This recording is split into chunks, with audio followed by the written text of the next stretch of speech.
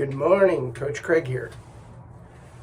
In a previous video, I had given the analogy of an art gallery of artists with individual works of art that they engaged in solitary creative pursuits to create.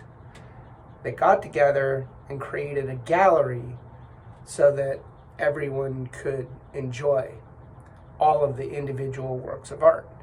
And that is what I view as my ideal situation, where I provide my unique ability, someone else creates their unique ability and provides that, someone else, yet another person, creates another unique ability, and together they're complementary, and together they can create something that's greater than the whole. But no one shared each other's work of art. There's a clean interface between the two. And me personally, that's how I prefer to operate. Now, there may be other people who prefer to work on murals, where it's a shared work of art. And I'd like to take that analogy one step further, where imagine you've got a mural, but you have one person who has decided what the mural is going to be. That one person has decided who's going to work on what and has decided how much time is going to be required for each piece. So in that case, that's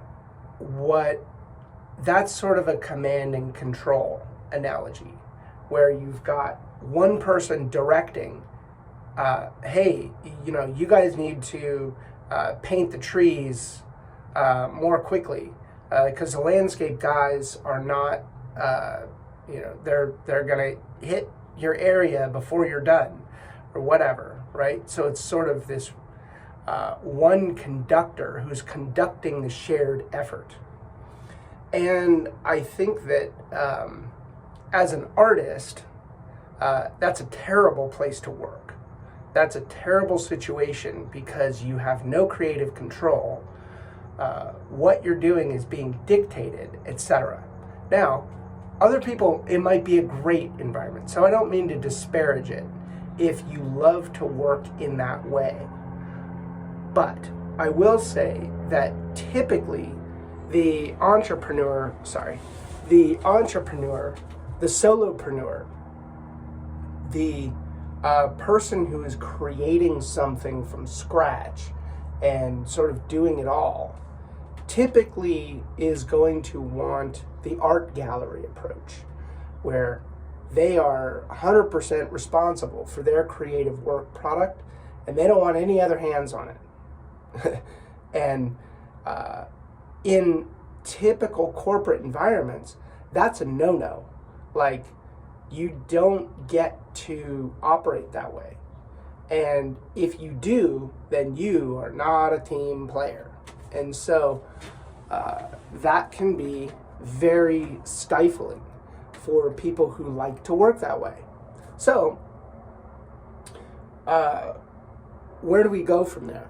Well, if you still have an employee mindset, you might be thinking that what you're really looking for in your team is to create a mural, and you're going to need to direct all these people to create this mural, and that might be overwhelming to you, and it might sound horrible to you. Maybe the command control mindset as an employee sort of came with you into the world of entrepreneurship. But I'm here to tell you there's another way.